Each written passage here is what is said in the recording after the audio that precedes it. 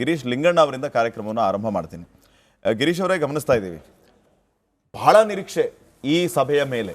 ಆದರೆ ಯಾವುದನ್ನು ಒಪ್ತಾರೆ ಯಾವುದನ್ನು ಬಿಡ್ತಾರೆ, ಒಪ್ಪಿತ ನಂತರ ಕದನ ವಿರಾಮ ಶಾಶ್ವತವಾಗಿ ಮುಂದುವರಿಯುತ್ತಾ ಅಥವಾ ಸೀಸ್ ಫೈರೇ ಬ್ರೇಕ್ ಆಗಿ ಮತ್ತೆ ಮಿಸೈಲ್ಗಳ ಹಾವಳಿ ಶುರುವಾಗುತ್ತಾ ಅನ್ನೋಂಥ ಪ್ರಶ್ನೆ ಇದೆ. ಸ್ಟಾರ್ಟಿಂಗ್ ಈ ಸಭೆಯಿಂದ ನೀವು ಏನೆಲ್ಲ ನಿರೀಕ್ಷೆಯನ್ನು ಮಾಡಿದಿರಿ, ಏನು ಅಪ್ಡೇಟು?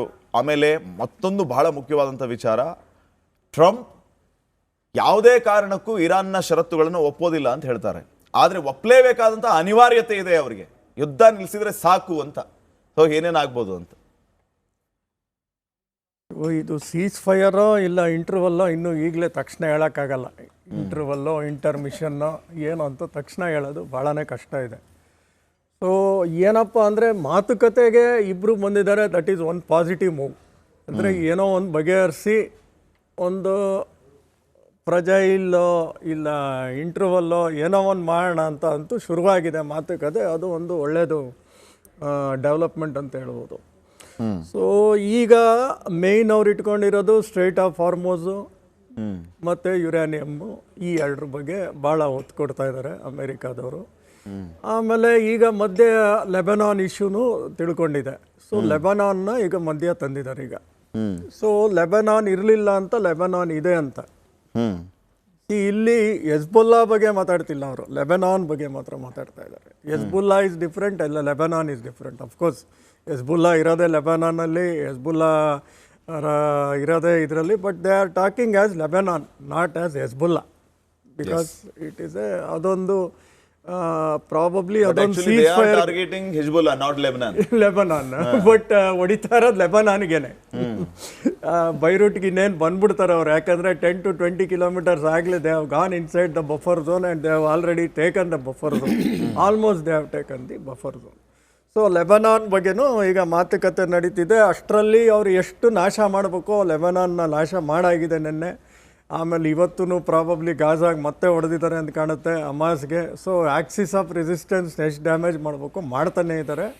ಸೊ ಇದನ್ನೆಲ್ಲ ಮುಂದಟ್ಟಲ್ಲಿ ಇಟ್ಕೊಂಡು ಸೊ ಫಸ್ಟ್ ಏನು ಹೇಳಿದ್ರು, $7 billion ಅನ್ಫ್ರೀಸ್ ಮಾಡ್ತೀವಿ ಅಂದರು. ಬಟ್ ಅದಕ್ಕೆ ಒಂದು ಷರತ್ತುಗಳನ್ನ ಜೋಡಿಸಿದ್ದಾರೆ. ಏನು ಷರತ್ತುಗಳು ಅಂದರೆ ಯುರಾನಿಯಂ ಎನ್ರಿಚ್ಮೆಂಟು, ಸ್ಟ್ರೈಟ್ ಆಫ್ ಹಾರ್ಮೋಸ್ನ ಓಪನ್ ಮಾಡಿ, ಆಮೇಲೆ ಲೆಬನಾನ್ ಬಗ್ಗೆ ಇನ್ನೂ ಏನು ಅಷ್ಟು ಇದಾಗಿ ಮಾತುಕತೆ ಬಂದಿಲ್ಲ. But straight of Hormuz open ಮಾಡೋಕ್ಕೆ ಇವರು ನಾವು ಎಲ್ಲೆಲ್ಲಿ ಮೈನ್ಸ್ ಇಟ್ಟಿದ್ದೀವಿ ಗೊತ್ತಿಲ್ಲ ಅಂತ ಇವರು ಒಂದು ಇದರಲ್ಲಿ ಇಟ್ಟಿದ್ದಾರೆ. ಯಾಕಂದರೆ ಮೈನ್ಸ್ ನಾವೆಲ್ಲಿಟ್ಟಿದ್ದೀವಿ ಏನು, ಯಾಕಂದರೆ ಅಲ್ಲಿರೋ ಸಿಸ್ಟಮ್ನೆಲ್ಲ ಹೊಡೆದಾಕಿದ್ದೀರಾ, ನಮ್ಮ ಹತ್ರ ಏನೂ ನೇವಿ ಇಲ್ಲ, ಆ ಮೈನ್ಸ್ನೆಲ್ಲ ತೆಗಿಯೋಕ್ಕೆ ಏನು ಅಂತ ಅದೊಂದು ಇಟ್ಟಿದ್ದಾರೆ ಇವರು. ಸೊ ಈ ಥರ ಇನ್ನೂ ಯಾವುದೂ ಒಂದು ಕರೆಕ್ಟಾಗಿ ಕ್ಲಾರಿಟಿ ಸಿಗ್ತಾ ಇಲ್ಲ. Only the talks have begin. So ನನ್ನ ಪ್ರಕಾರ ಏನು ಅನಿಸುತ್ತೆ ಅಂದರೆ ಸ್ಟ್ರೈಟ್ ಆಫ್ ಹಾರ್ಮೋಸ್ನ ಪ್ರಾಬಬ್ಲಿ ಓಪನ್ ಮಾಡಿಸ್ಬಿಟ್ಟು ನೀವು ಟೋಲಾರ ತಗೊಳ್ಳಿ ಏನಾರ ತಗೊಳ್ಳಿ ಅಂತ ಟ್ರಂಪ್ ಆಚೆ ಬಂದ್ಬಿಡ್ತಾರ. ದಟ್ ಈಸ್ ಹಿಸ್ ಎಕ್ಸಿಟ್ ಪ್ಲ್ಯಾನ. ಸ್ಟ್ರೈಟ್ ಆಫ್ ಹಾರ್ಮೋಸ್ನಲ್ಲಿ ತೋರಿಸ್ಬಿಟ್ಟು ಎಕನಾಮಿನ ಓಪನ್ ಮಾಡಿದ್ದೀನಿ, ನಮಗಂತೂ ಏನೂ ಬರೋಲ್ಲ ಆಯಲ್ ಎಲ್ಲ ಫ್ಯೂಚರಲ್ಲಿ. ಸೊ ಯುರೋಪು ನೀವೆಲ್ಲ ಕೂತ್ಕೊಂಡು ಆ ಟೋಲ್ ಟ್ಯಾಕ್ಸ್ ಬಗ್ಗೆ ನೀವು ಮಾತಾಡಿ ಅಂತ ಬಿಟ್ಬಿಟ್ಟು ಹೊಟ್ಟೋಗ್ತಾರ. ಅದ್ರ ಬಗ್ಗೆನೂ ಒಂದು ಡೌಟ್ ಇದೆ, ನನಗೆ ಹಂಗೆ ಅನಿಸ್ತಾ ಇದೆ. ಪ್ರಾಬಬ್ಲಿ ಸ್ಟ್ರೈಟ್ ಆಫ್ ಹಾರ್ಮೋಸ್ನ ರಿಲೀಸ್ ಮಾಡಿಸ್ಬಿಟ್ಟು ಈ ವಿಲ್ ಜಸ್ಟ್ ಎಕ್ಸಿಟ್ ಪ್ಲ್ಯಾನ್ ತಗೊಂಡು ನಾನು ಗೆದ್ದೆ, ಸ್ಟ್ರೈಟ್ ಆಫ್ ಹಾರ್ಮೋಸ್ ಈಗ ಓಪನ್ ಆಗಿದೆ, ಟೋಲ್ ಟ್ಯಾಕ್ಸ್ ಬಗ್ಗೆ ನೀವುಗಳು ಮಾತಾಡ್ಕೊಳ್ಳಿ, ನಾನಂತೂ ಬರೋಲ್ಲ ಅಂತ ಕೈ ಎತ್ಬಿಟ್ರು ಎತ್ಬೋದು, ಹೇಳೋಕ್ಕಾಗಲ್ಲ. ಬಿಕಾಸ್ ಒಂದು ಕಡೆ ಟೋಲ್ ಟ್ಯಾಕ್ಸ್ ತಗೊಳ್ಳೋದು may be they are asking $1 per barrel. That is very ಚೀಪೇ. $1 per barrel ಅಂದರೆ ನಮಗೆ ಪೆಟ್ರೋಲ್ ಬಗ್ಗೆ ಒಂದು 50 ಪೈಸೆ ಜಾಸ್ತಿ ಆಗ್ಬೋದು. ಪ್ರಾಬಬ್ಲಿ ಆ $1 ನಮ್ಮ ಮೇಲೆ ಪಾಸ್ ಆಗದೇನೂ ಇರ್ಬೋದು. ಯಾಕಂದರೆ the gulf countries cannot participate in the international market. ಅವ್ರಿಗೇನು ಒಂದು ಬ್ಯಾರಲ್ಗೆ $20 ಬೀಳಲ್ಲ ಮಾಡೋಕ್ಕೆ. Today the barrel is going at 98. Earlier pre ವಾರಲ್ಲಿ 70s ಇತ್ತು, ಈಗ 98 ಇದೆ ಡಾಲರ್. ಪ್ರಾಬಬ್ಲಿ ಅವ್ರಿಗೇನು ಆ $1 ಏನೂ ಆಗಲ್ಲ. But this may effect many States. ಇದು ಒಂದು ಸ್ಟೇಟ್ ಇಲ್ಲ, ಇವ್ರು ಸ್ಟಾರ್ಟ್ ಮಾಡಿದ್ರೆ ಇನ್ನು ಎಲ್ಲ ಸ್ಟೇಟು ಸ್ಟಾರ್ಟ್ ಮಾಡ್ಕೊಳ್ಳೋಕೆ ಶುರು ಮಾಡುತ್ತೆ. That will be a major thing. ಆಮೇಲೆ ಈ $1 ಇವತ್ತಿರ್ಬೋದು, ಬರೋ ವಾರ ಇನ್ನೆಷ್ಟು ಮಾಡ್ತಾರೋ ಗೊತ್ತಿಲ್ಲ. All this will again add on to the economy. So ಇವತ್ತಿನ $1 is not a matter of talks. But ನಾಳೆ ಇದನ್ನು ಎಲ್ಲರೂ ಎಲ್ಲ ಕಡೆನೂ ಶುರು ಮಾಡಿದ್ರೆ then it will become a big problem. Of course ಕೆನಾಲ್ಸಲ್ಲಿ ದುಡ್ಡು ತಗೋಬೋದು, ಕೆನಾಲ್ಸಲ್ಲಿ ದುಡ್ಡು ತಗೋತಾ ಇದ್ದಾರೆ, ಇಲ್ಲ ಅಂತ ನಾನು ಹೇಳ್ತಾ ಇಲ್ಲ. ಸ್ಯೂಯಸ್ ಕೆನಾಲು, ಪನಾಮ ಕೆನಾಲು, ಅಲ್ಲೆಲ್ಲ ದುಡ್ಡು ಕೊಟ್ಟೆ ನಾವು ಕ್ರಾಸ್ ಮಾಡಬೇಕು. But these are all artificials, these are man made canals is different, strait is different.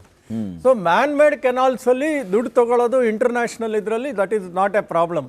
But ಇದು ಇಲ್ಲಿ ಡಿಮ್ಯಾಂಡ್ ಮಾಡ್ತಾ ಇರೋದು, it is not a right way for charging as per the united nation convention for law of seas ಪ್ರಕಾರ. It is not a right way Iran is asking for charging this because this international waters is always toll free.